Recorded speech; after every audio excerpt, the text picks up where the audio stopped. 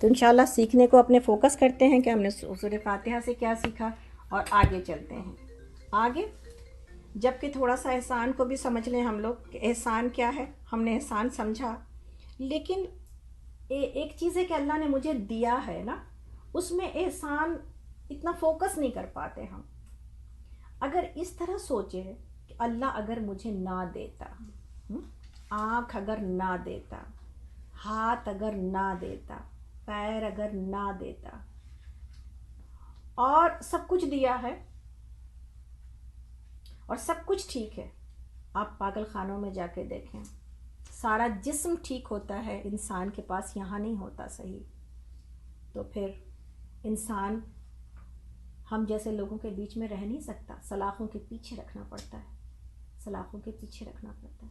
اسی طرح جسم سارا ٹھیک ہوتا لیکن کھانا نہ ہوتا، لباس نہ ہوتا، تو پھر ہم کہاں ہوتے؟ تعلیم نہ ہوتی، جسم پہ کپڑا نہ ہوتا، تو ہم کہاں ہوتے؟ تو کچھ جو چیزیں اللہ نے ہمیں دی ہیں اس سے شاید اتنا کلیئر نہیں ہوتا.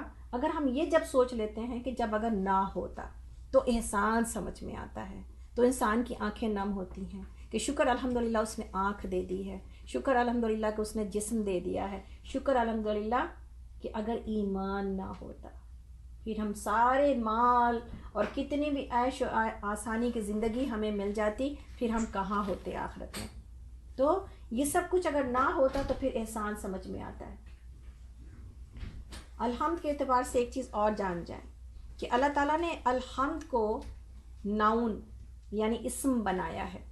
ہمیں نہیں کہا کہ تم اللہ کی تعریف کرو اور حمد بیان کرو، بلکہ اسم بنانے میں یہ معاملہ ہے کہ اگر یہ کہتا کہ کرو تو پھر فعل ہوتا نا، ورب ہوتا، حکم ہوتا. لیکن اللہ نے ہمیں حکم نہیں دیا، تو پھر جب اگر حکم نہیں دیا تو اس کا فائدہ کیا ہے؟ ناؤن بنانے میں اسم میں کیا فائدہ ہے؟ اسم کا فائدہ یہ ہے کہ اس کے اندر ہمیشگی ہوتی ہے.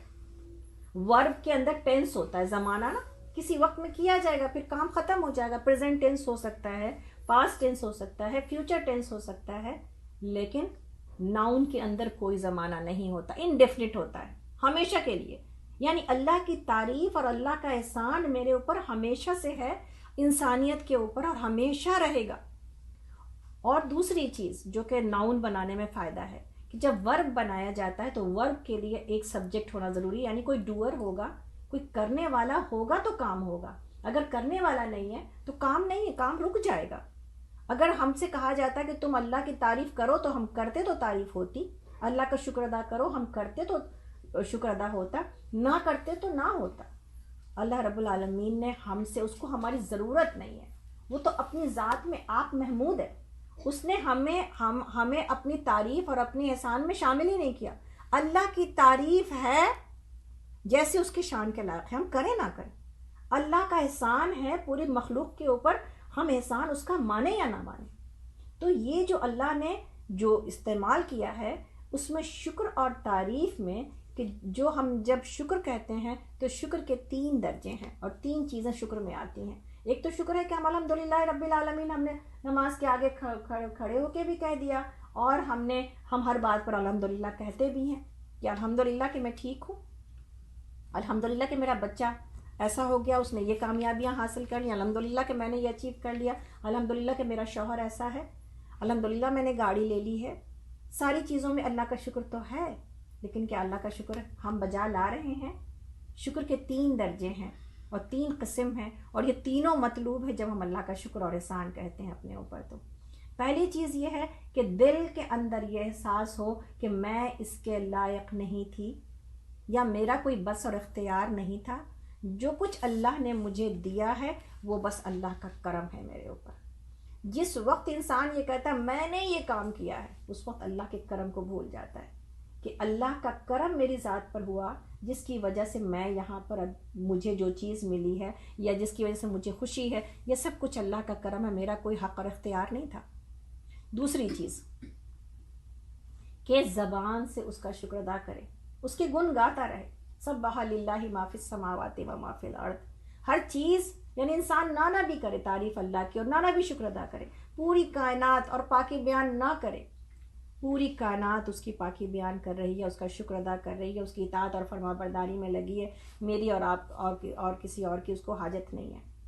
اور تیسری چیز جو شکر کا سب سے زبردست اور سب سے ضروری عنصر ہے وہ یہ ہے کہ اللہ تعالیٰ کی دی ہوئی نعمتوں کو اللہ کے راستے اور اللہ کی فرما برداری میں استعمال کرے۔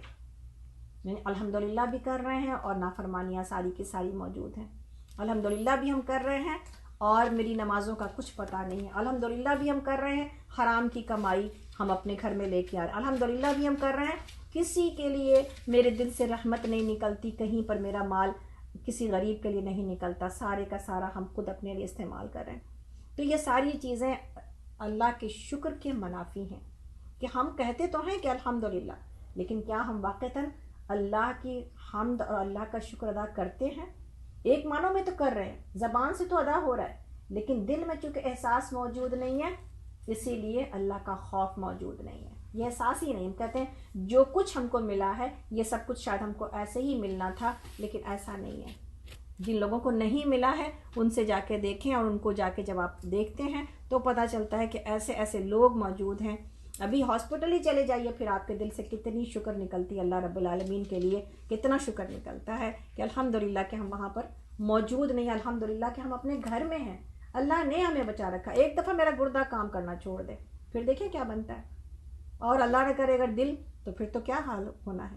تو بہت ساری ایسی چیزیں ہیں جس کو اللہ نے میرے لیے چلا رکھا ہے، جس کو میں فور گرانٹیڈ لیتی ہوں۔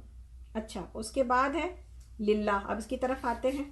حمد، ہم یہ سمجھ گئے کہ حمد پوری نہیں ہو سکتی جب تک کہ ہم دل سے ادا نہ کریں، حمد پوری نہیں ہو سکتی جب تک کہ ہم دل کے اندر شکر کے اور آنکھوں کے اندر شکر کے جذبات نہ رکھیں، حمد پوری نہیں ہو سکتی جب تک کہ ہم اللہ کی طرف متوجہ نہ ہوں۔ اس کے بعد اللہ ہے، جیسا کہ ہم سب جانتے ہیں کہ فاتحہ، جیسا ہم نے کہا کہ اللہ کا تعارف ہے، اللہ کا انٹروڈکشن ہے اللہ رب العالمین کا، تو اللہ نے اپنا ذاتی نام استعمال کیا ہے۔ اگر صرف رب ہی ہوتا نا تو پھر دوسرے لوگ بھی، کسی بھی مالک کو رب کہا جا سکتا ہے، جو کنٹرولر ہوتا ہے اس کو رب کہا جا سکتا ہے، اور رب اللہ کے علاوہ بھی استعمال ہوتا ہے رب، لیکن اللہ جو اللہ کا ذاتی نام ہے وہ صرف اللہ کے لیے استعمال ہوگا، اور اس کا روٹ ورڈ الف لام اور چھوٹی ہا ہے، اور اس کے معنی یہ ہے کہ یہ ایک ایسی ذات جس کی عبادت کی جائے، الہ جس کی عبادت کی جائے، اور ایک ایسی ذات جس کے کمالات انسان کو حیران کر دیں، جس کے کمالات انسان کو حیران کر دیں۔ تو آپ کچھ بولا انہوں نے اندر سے؟ اچھا ٹھیک ہے صحیح ہے۔ تو اللہ تعالیٰ کے نام کے اندر یہ جو اللہ تعالیٰ کے جو 99 نام ہے نا، وہ سب اللہ کے ذات، اللہ کے نام کے اندر ہی موجود ہے۔ اللہ ان کا ذاتی نام ہے اللہ کا، اور 99 اس کی صفات ہیں۔ تو جب ہم اللہ کہتے ہیں تو پھر اس کا مطلب یہ ہے کہ ہم اللہ رب العالمین کے 99 جو اس کے اختیارات، جو اس کے کمالات، جو وہ رزاق ہے وہ مجھے رزق دے رہا ہے، وہ حی ہے اس نے مجھے زندگی دے رکھی ہے، وہ قیم ہے اس نے مجھے قائم رکھا ہے، گویا کہ اللہ کے 99 احسانات کا ہم شکریہ ادا کر رہے ہیں ایک اللہ کے نام کے ساتھ۔ تو اللہ ایک کہنا، اسی لیے اللہ کا کوئی دوسرا ترجمہ نہیں ہو سکتا۔ جب اردو کتابوں میں ہم خدا لکھا ہوا دیکھتے ہیں تو ہمیں بہت تکلیف ہوتی ہے کہ اللہ کو ریپلیس ہی نہیں کیا جا سکتا کسی، نہ گاڈ سے نہ خدا سے۔ اللہ کے اندر جو سکون، جو محبت، جو اس کا پاور، جو اس کے 99 صفات اس کے اندر موجود ہیں، وہ کسی دوسرے لفظ سے اور ورڈ سے ریپلیس نہیں ہو سکتا۔ اسی لیے کبھی بھی اللہ کو گاڈ سے اور خدا سے ریپلیس مت کریے۔ اللہ اس کے ہاں کے اندر جو ٹھنڈک، سکون، اور اس کے لام کے اندر جو جلال اور اس کی عظمت موجود ہے وہ کسی دوسرے میں موجود ہو ہی نہیں سکتی۔ اسی لیے اللہ کو اللہ کے نام سے ہی پکارا جائے گا، یہ پرفیکٹ نام ہے اللہ رب العالمین کا۔ اس کے بعد ہم آتے ہیں جب للہ کا الحمدللہ، ساری کی ساری تعریف اور سارے کا سارا شکر اللہ رب العالمین کے لیے ہے۔ اب رب ہے، رب کیا ہے؟ رب کا روٹ ورڈ را با با، 2 با ہیں اس میں، اور اس کے معنی مالک کے ہیں۔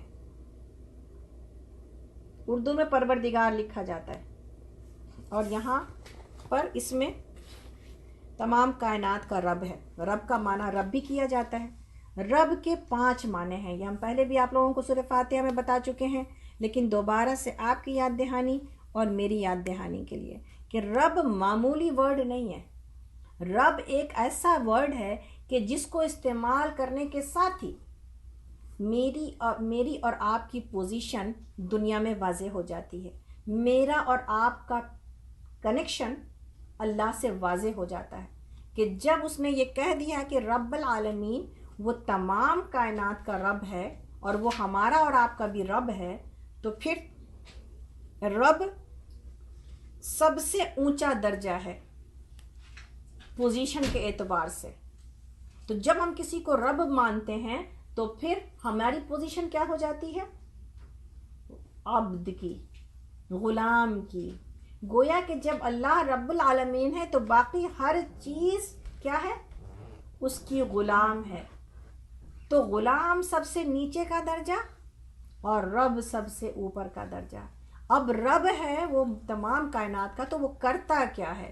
کس معنی میں رب ہے؟ کیا کر رہا ہے وہ رب ہو کر کے؟ اور رب کے معنی میں کیا کیا چیزیں چھپی ہوئی ہیں؟ پہلی چیز، وہ مالک ہے، ماسٹر، میرا اور آپ کا مالک ہے۔ یہ بات جو ہم بھولتے ہیں، یہ بات ہمیں یاد رکھنے کی ضرورت ہے۔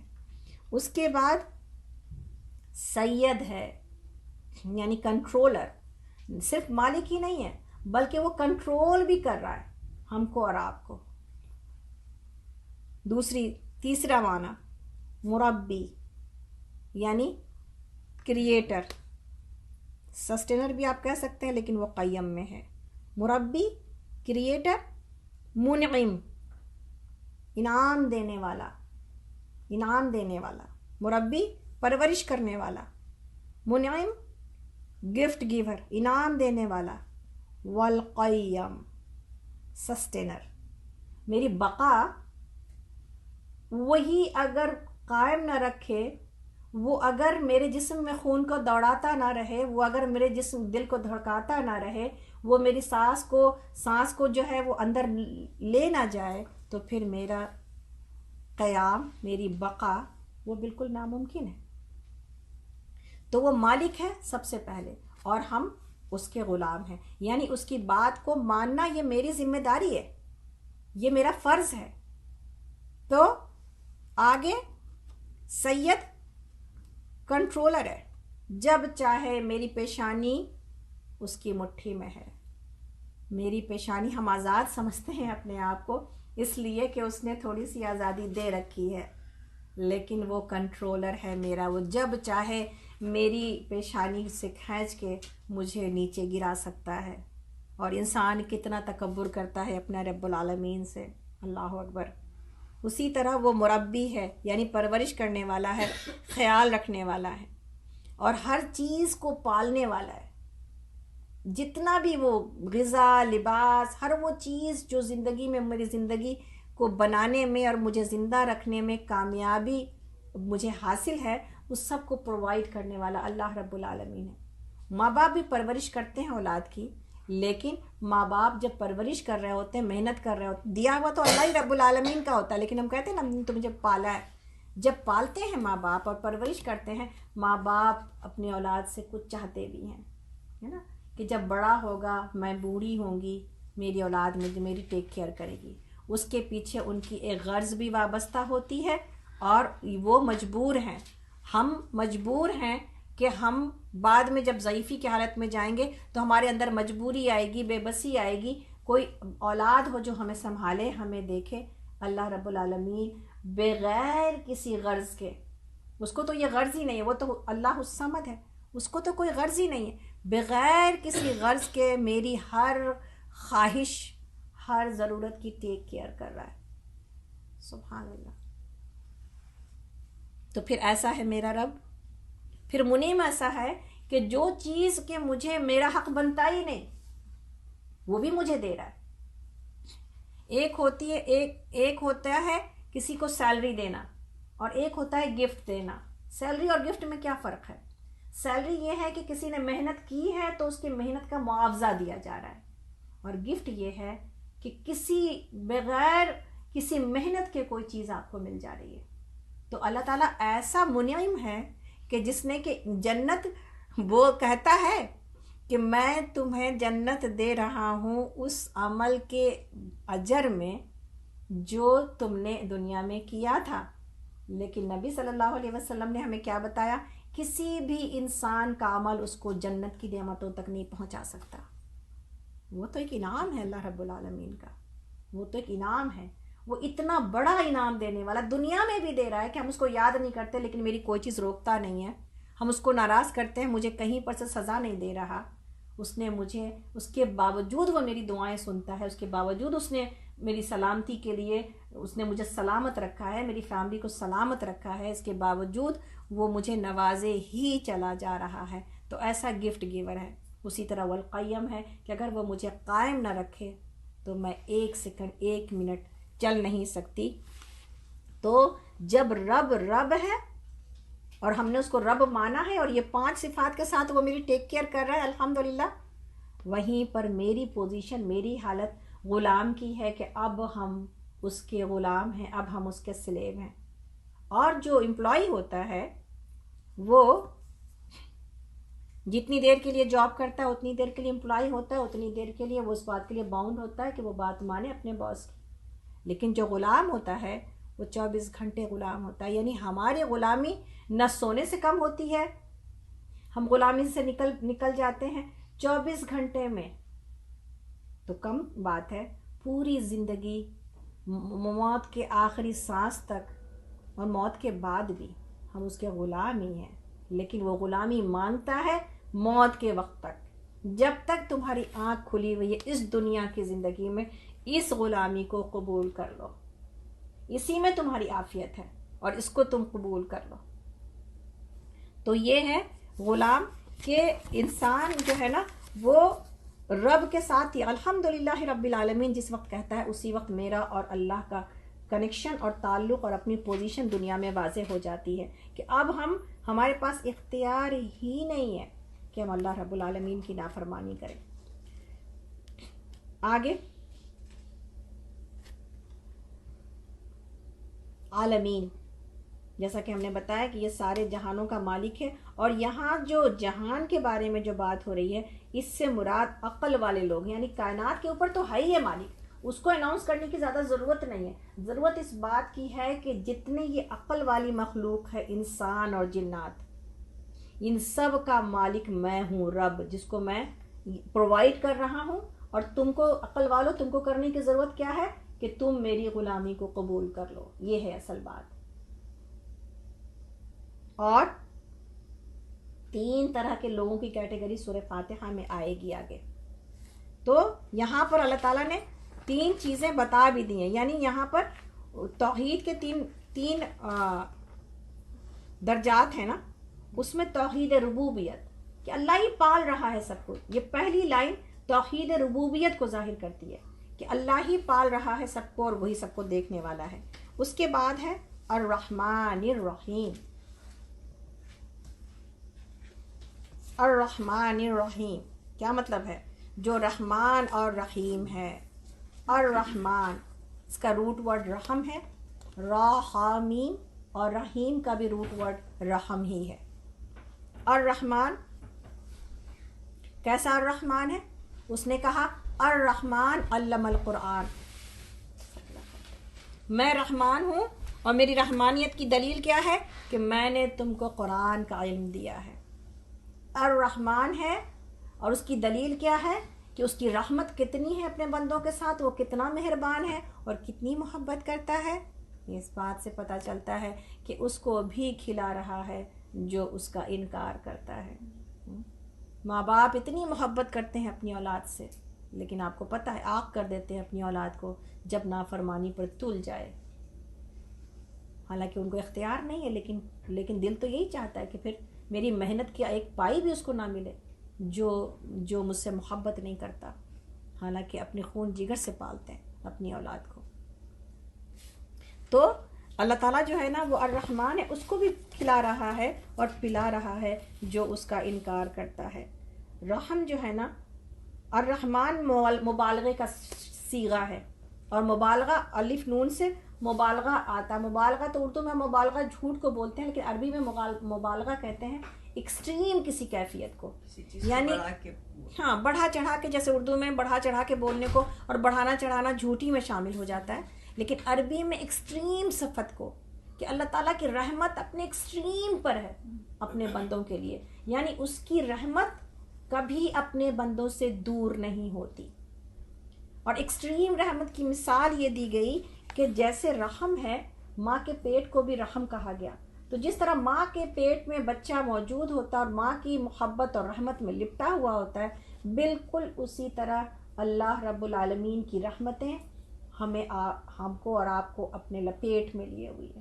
اور جس طرح بچہ اپنی ماں کو، حالانکہ ماں کے پیٹ میں جیسے ہی بچہ آتا ہے ماں اپنے بچے سے محبت کرنے لگتی ہے، لیکن بچہ اپنی ماں کو نہیں پہچانتا، حالانکہ ساری چیزیں اپنی زندگی کی وہ اپنے ماں سے ہی لے رہا ہوتا ہے، ساری غذا ماں سے لے رہا ہوتا ہے، اس کی ہڈیاں ماں کی ہڈی سے بن رہی ہوتی ہیں، اس کی غذا ماں کے خون سے جا رہی ہوتی ہے، لیکن وہ اپنے ماں کو نہیں پہچانتا، لیکن ماں اپنے بچے سے پیار کرتی ہے، وہ اپنے بچے کا خیال رکھتی، ایون جب کہ وہ پیٹ کے اندر بھی ہے، اپنے آپ کو ہر چوٹ سے بچاتی ہے، گرتی ہے سب سے پہلے اپنے پیٹ کو بچاتی ہے کہ کہیں پر میرے بچے کو چوٹ نہ لگ جائے۔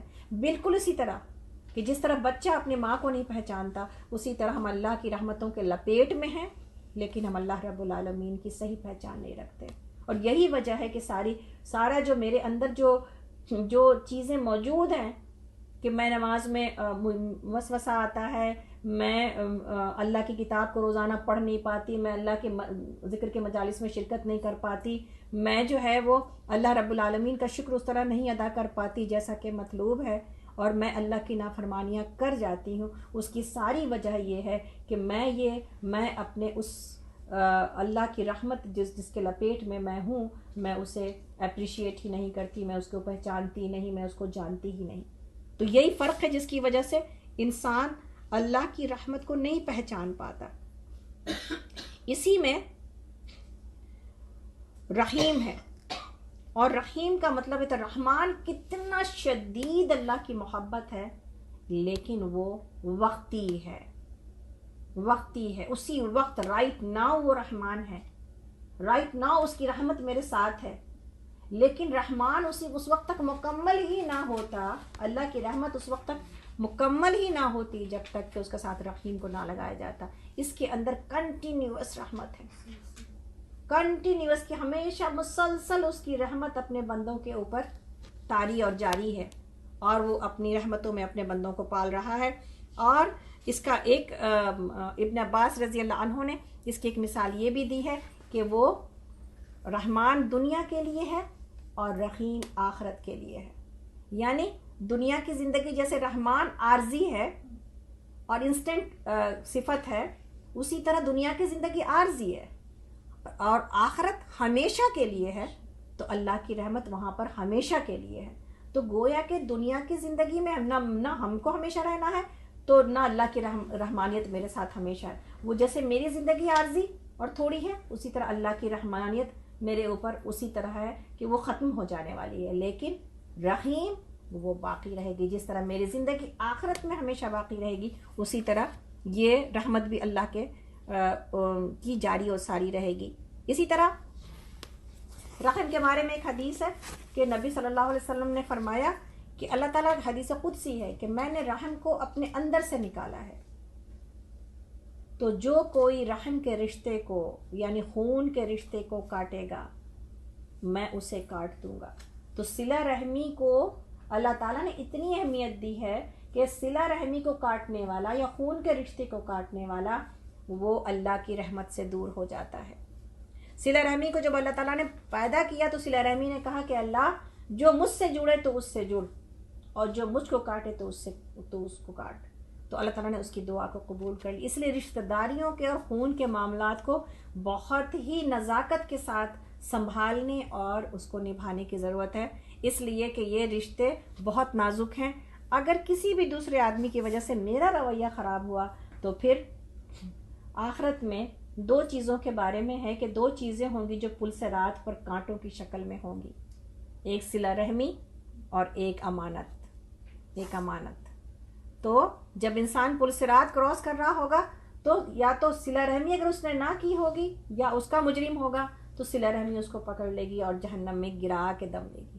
اسی طرح امانت اگر اس نے صحیح سے نہ سنبھالی ہوگی، اللہ تعالیٰ ہم سب کو معاف کرے، تو پھر وہ امانت اس کو پکڑ لے گی اور جہنم میں گرا کے رہے گی. تو یہ چیزیں اتنی، الرحمن اور رحیم میں یہ جو معاملات ہیں یہ بڑے نازک ہیں. جہاں پر اللہ کی رحمت سے انسان کو اتنی ساری چیزیں مل رہی ہیں وہیں پر بعض اوقات جواب دہ بھی ہے. کہاں پر جواب دہ ہے؟ آگے بتایا گیا مالک یوم الدین. اگر محبت بہت ہو جائے تو پھر انسان کے اندر اعتدال اگر نہ رکھا جائے تو بگڑنے کا خوف ہوتا ہے. جو ماں باپ اپنے بچوں کو کبھی تربیت نہیں دیتے اور صرف محبت کرتے ہیں، ہمیں پتہ ہے کہ پھر خرابی پیدا ہوتی ہے. تو ہمیں اور آپ کو کیا بتایا گیا کہ اکاؤنٹیبلٹی ہے تمہاری، کہ تمہارا سب کچھ روز جزا کے دن تم کو دنیا کے تمام پوری زندگی کا حساب دینا ہوگا. اور وہ مالک ہے یوم الدین کا، یعنی وہ مالک ہے روز جزا کا بھی، اور دنیا کے اعتبار سے بھی یوم جو ہے نا وہ دن کو بھی کہا جا رہا ہے اور یوم ٹائم کو بھی کہا جاتا ہے. دنیا کے بھی ہر وقت کا وہی مالک ہے. آج کا وقت ہو، کل کا وقت ہو، پرسوں کا وقت ہو.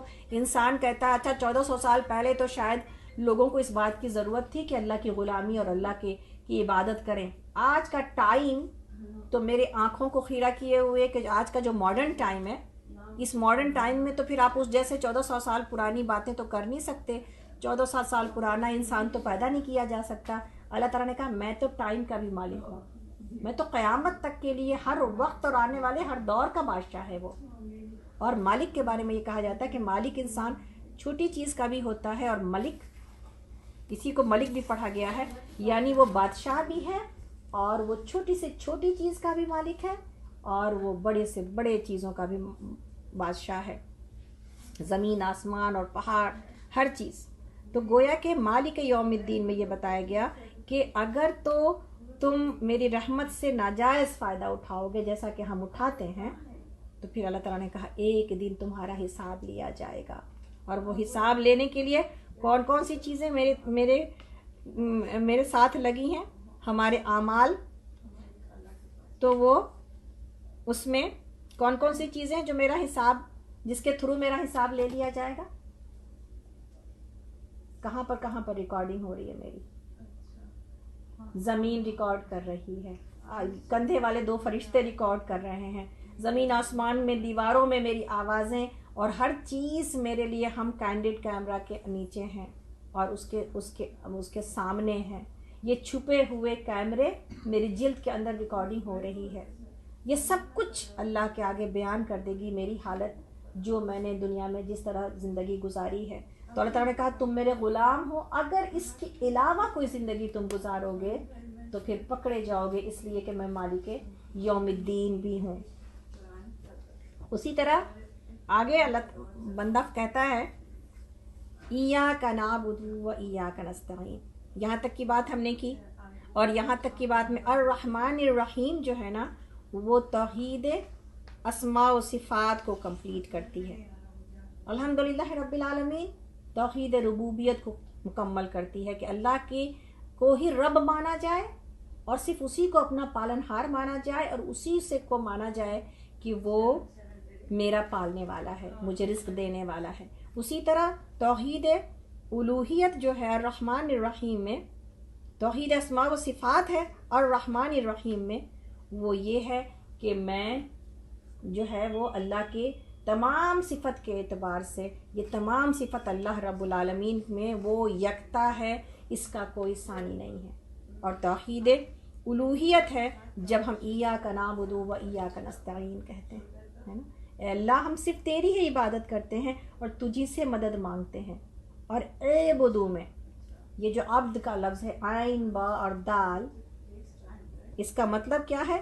اس کے مطلب میں عبادت بھی ہے اور غلامی بھی ہے، یعنی ایک ہی وقت میں ہم اس کی عبادت کرنا اس لیے ہے کہ ہم اس کے غلام ہیں، ہم اس کا اقرار کرتے ہیں۔ اور اقرار کیوں کرتے ہیں؟ یہاں پر آ کر کے یہ صیغہ چینج ہو جاتا ہے۔ اب تک تو ناؤن چل رہا تھا اور ہمارے پاس ہمیں خبر دی جا رہی تھی کہ اللہ تعالیٰ ایسا ہے اور تمہارا تعلق ایسا ہے۔ اب بندے کو یہ بتایا گیا کہ جب وہ تمہارا ماسٹر، تمہارا مالک اتنا تم سے محبت کرنے والا ہے تو پھر اپنے آپ کو اس کے غلامی میں سونپ دو نا۔ پھر کون ہوگا اس سے زیادہ محبت کرنے والا؟ عام طور پر غلامی میں سونپنا آسان بات نہیں ہے، کبھی بھی مالک کو پسند نہیں کیا جاتا، کبھی بھی دنیا میں جب غلامی رہی ہے کبھی بھی غلام اپنے مالک سے نفرت ہی کرتا رہا، محبت نہیں کی۔ لیکن کون سے مالک سے؟ جس نے کہ اس سے صرف محنت لی ہے، صرف ستایا ہے، صرف ظلم کیا ہے اور اس کو کبھی انسان سمجھا ہی نہیں گیا۔ تو پھر ایسے مالک سے غلاموں نے نفرت کی ہے۔ لیکن ایسا مالک جس نے کہ مجھے کیا نہیں دیا، تو پھر اس کی غلامی میں اگر نہ سونپا جائے تو پھر کس کی غلامی میں سونپنا؟ بلکہ اس کی غلامی میں سونپنا دوسری تمام غلامیوں سے اپنے آپ کو آزاد کرنا ہے۔ وہ ایک سجدہ جسے تو گراں سمجھتا ہے 1000 سجدوں سے دیتا ہے آدمی کو نجات۔ تو ایک اللہ کی غلامی میں آنا، دوسرے دنیا کے تمام لوگوں کی غلامی، بادشاہوں کی غلامی، سسٹم کی غلامی، سوسائٹی کی غلامی، ہر اس ایک غلامی میں آ جانا ہر غلامی کو دور کر دیتا ہے۔ اس لیے کہ بندہ مومن کہتا ہے میں صرف اپنے رب کا غلام ہوں۔ تو انسان یہاں پر آ کے اللہ سے یہ کہتا ہے کہ اللہ تو اتنا خوبصورت میرا مالک، مجھ سے اتنی محبت کرنے والا، میں نے اپنے آپ کو تیرے آگے سونپ دیا۔ اور پھر کہتا ہے ایاک نستعین، اے اللہ ہم تجھی سے مدد مانگتے ہیں۔ اب یہ اللہ تعالیٰ نے کہا تھا نا یہ میرے بندے اور میرے درمیان ہے آدھی آدھی۔ تو جب بندہ عبادت کرتا ہے، اللہ کی غلامی میں سونپ رہا ہے، تو پھر وہ اب اس کی مدد کے لیے مانگ رہا ہے، تو اب اللہ تعالیٰ اس کی مدد کرنے کو تیار ہے۔ اور یہ جو نستعین ہے، اس کے اون کے بارے میں، اس کا روٹ ورڈ اون ہے، عین واو اور نون۔ اس کے بارے میں یہ بات کہی جاتی ہے کہ مدد کے لیے نصرہ کا بھی لفظ ہے اور دوسرا بھی لفظ عربی میں ہے، لیکن یہاں پر نستعین کا لفظ جو استعمال کیا گیا ہے اس کی ایک خاص وجہ ہے۔ اور وجہ کیا ہے؟ اون کے اندر خود اپنی کوشش اور اسٹرگل بھی شامل ہے، یعنی اللہ کی مدد آئے گی کب؟ جب ہم خود اس کی کوشش اور اس کی اسٹرگل کریں گے۔ رزق تو اللہ نے دیا ہے اور اس کا وعدہ ہے، لیکن ہم سے یہ کہا گیا کہ تم اس کی کوشش اور مدد کرو، تم اس میں اپنے ہاتھ پیروں کو مارو، تو پھر میری طرف سے یہ مدد آئے گی تم کو۔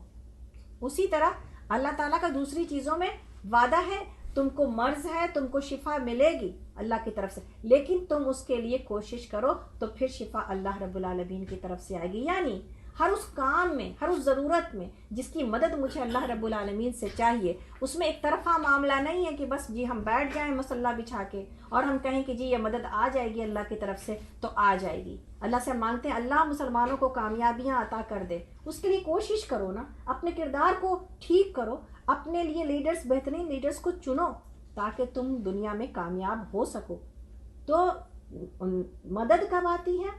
جب بندہ مومن اسٹرگل کر کے اللہ کے سامنے یہ ثابت کرتا ہے کہ اللہ میں نے کوشش کی ہے، اب تیری طرف رجوع ہے کہ تو اس کو پورا کر دے۔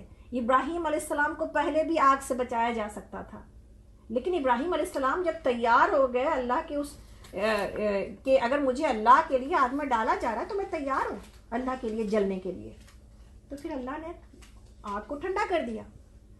جنگ بدر 313 لوگوں کے بغیر بھی جیتی جا سکتی تھی اور فرشتے آ سکتے تھے آسمانوں سے اور اترے، لیکن پہلے 313 کو مقابلے پر لایا گیا، ان کے ایمان کو نہتھے بھوکے پیٹ ننگے جسم آزما لیا گیا کہ وہ اللہ کے لیے مرنے کو تیار ہو گئے، تو اللہ تعالیٰ نے فرشتوں کو بھیج دیا آسمان سے اور مدد آئی اللہ رب العالمین کی۔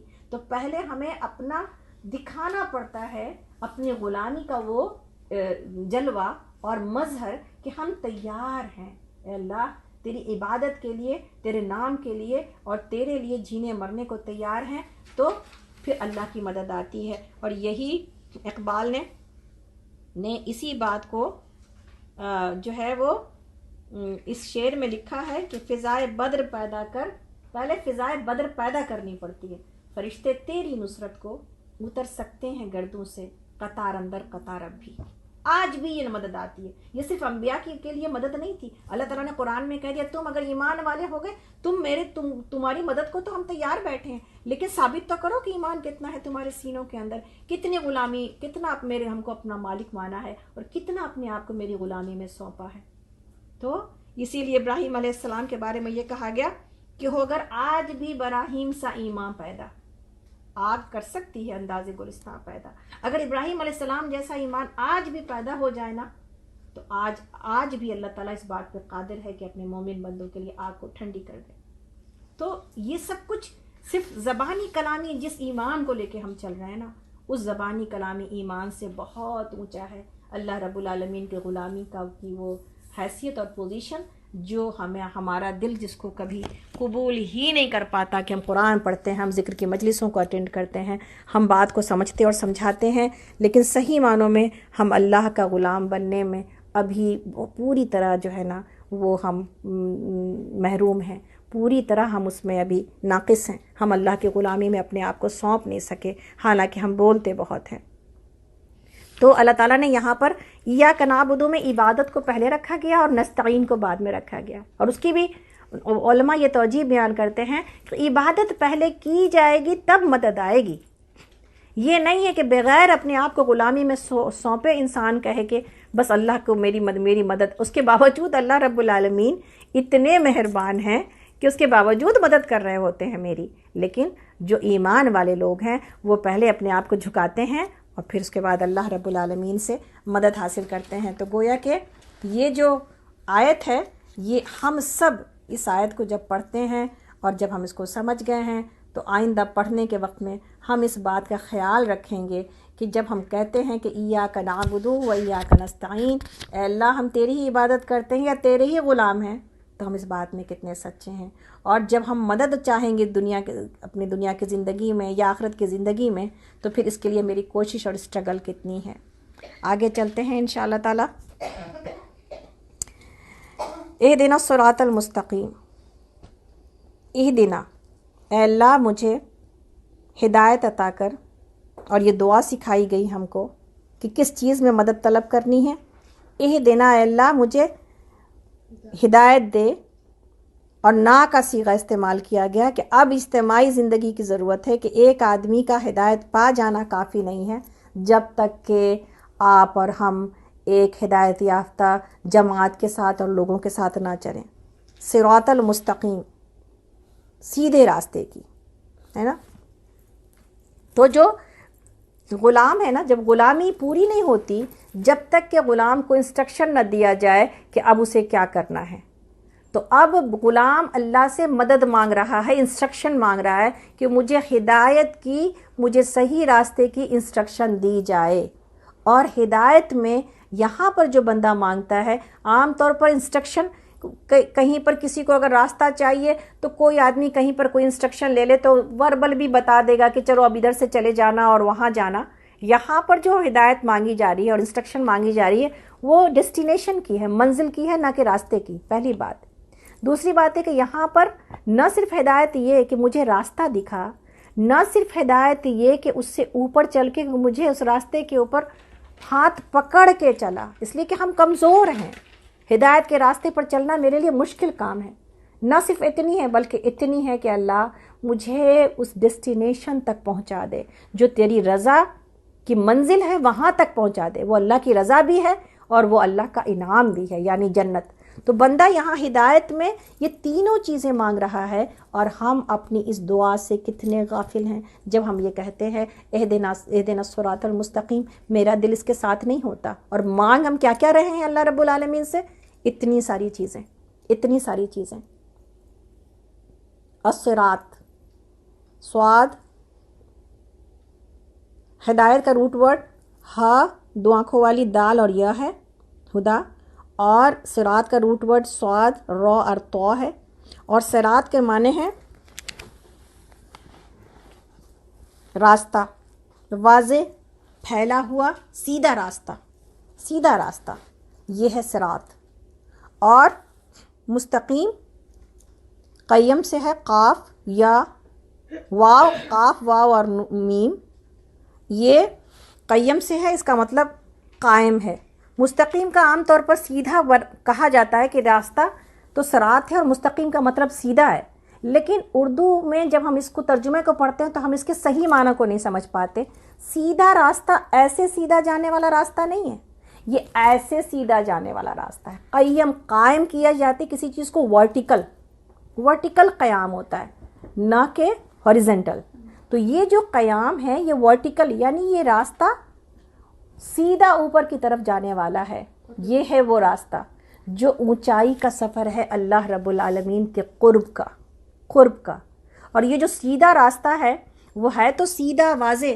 جو راستہ جتنا واضح ہوگا، جتنا کھلا ہوگا، جتنا پھیلا ہوگا، اتنا زیادہ شیطان کو، اتنا زیادہ وہ لوگوں کی نگاہوں میں ہوگا اور اتنا زیادہ شیطان کے حملے کا اندیشہ موجود ہوگا. تو اس راستے میں دو مشقت ہے. ایک تو یہ کہ کھلا اور صاف ہے، چھپنے کی گنجائش نہیں ہے، چھپا ہوا راستہ نہیں ہے، اللہ کی مدد چاہیے. اور دوسرا جاتا اوپر کو ہے جس میں مشقت زیادہ ہے، آپ گریوٹی کے اگینسٹ سفر کرتے ہیں تو پھر آپ کی اسٹرگل دگنی ہوتی ہے. سیڑھی چڑھنے میں کتنی مشقت ہوتی ہے انسان کو، سیدھے چلنے میں آسانی ہے لیکن سیڑھی چڑھنے میں کتنی مشقت ہے. جو چیز جتنی اونچائی کی طرف آپ کو لے جانے والی ہے، اللہ کا قرب، بغیر مشقت کے حاصل نہیں ہونے والا ہے. یہ وہ بلندی ہے جس کو انسان ہر دفعہ مانگتے رہنے کی ضرورت ہے، ہر دفعہ اللہ کی پناہ کی ضرورت ہے. یہی وجہ ہے کہ اللہ رب العالمین نے ہر آیت میں، ہر جو ہے وہ رکعت میں یہ کہا کہ سورہ فاتحہ پڑھی جائے اور ہر رکعت میں تم یہ دعا مانگو، اس لیے کہ تمہاری ضرورت ہی ہے کہ تم کو اللہ سے قریب ہونا ہے. تم کو اس زمین کی جو ہے نا لگاوٹوں سے اوپر اٹھ کر اللہ کی طرف جانے کا سمت اختیار کرنا ہے. تم کو آخرت کا سفر کرنا ہے. اس دنیا کی محبت سے اپنے آپ کو اونچا اٹھا لو، آخرت کے مسافر بن جاؤ، آخرت کے چاہنے والے بن جاؤ. اور یہ بہت بڑی ضرورت ہے میری اور آپ کی. اور جو جتنا اوپر جاتا ہے اتنا اس کے گرنے کا رسک بڑھتا چلا جاتا ہے. اسی لیے کوئی بھی آدمی کتنی بھی اونچائی پر ہو یہ نہ بھولے کہ اب اگر وہ گرا تو پھر اس کو اس پہلے اسٹیپ والے سے کہیں زیادہ بڑی چوٹ لگنی ہے. اور یہی وجہ ہے کہ اپنے علماء کے لیے ہمیں دعائیں کرنی چاہیے. آپ اور ہم جانتے ہیں آج کے زمانے میں بھی کہ کس طرح اتنے اونچائی پر پہنچنے کے بعد کیسے بعض اوقات ذرا سی غلطی سے شیطان ان کو کتنا نیچے گرا دیتا ہے. تو کوئی بھی کتنی بھی اونچائی پر پہنچنے کے بعد اپنے سینسز کو ہر وقت چوکنا رکھے کہ کب وہ کمزور لمحہ آ جائے جب کہ شیطان مجھے اور آپ کو گرا دے.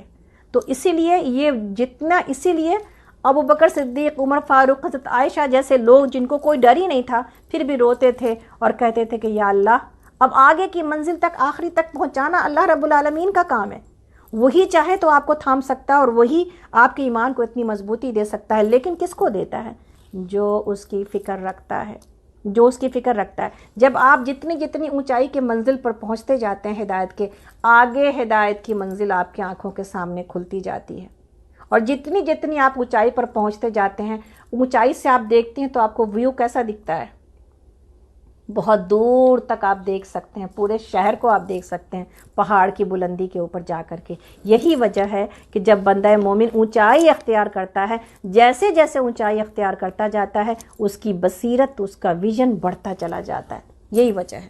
تو انسان اپنے لیے دعا کرے اللہ رب العالمین سے ہر وقت کہ اہدنا الصراط المستقیم جب سورہ فاتحہ میں پڑھے تو یہ جانے کہ اب میرا دل اس کے ساتھ ہونا ہے. میں بہت بڑی چیز اللہ رب العالمین سے مانگ رہی ہوں، ہدایت مانگ رہی ہوں. اور یہی وجہ ہے کہ ایک عام آدمی بھی ہدایت مانگتا ہے، ایک نبی بھی ہدایت مانگ رہا ہوتا ہے. اور وجہ کیا ہے کہ اب نبی کے بھی جس منزل پر ہے اس سے اوپر کی بھی منزل موجود ہے. تو وہ اللہ سے ہدایت مانگ ہی رہا ہوتا ہے تاکہ اللہ کا قرب اور اللہ کے ساتھ اس کی جو قربت ہے وہ بڑھتی چلی جائے. اور نبی بھی اپنے نماز میں اہدنا الصراط المستقیم پڑھتے ہیں، اور ایک مومن بندہ بھی پڑھتا ہے، ایک عام مسلمان بھی پڑھتا ہے، سب کی منزلیں الگ الگ ہیں، لیکن سب کا ڈیسٹینیشن کیا ہے؟ جنت الفردوس. تو اس کو دل سے مانگنے کی ضرورت ہے. تو انشاءاللہ تعالی ہم لوگ اس کو مزید آگے لے کے چلتے ہیں. 1 ہی منٹ دیجیے گا.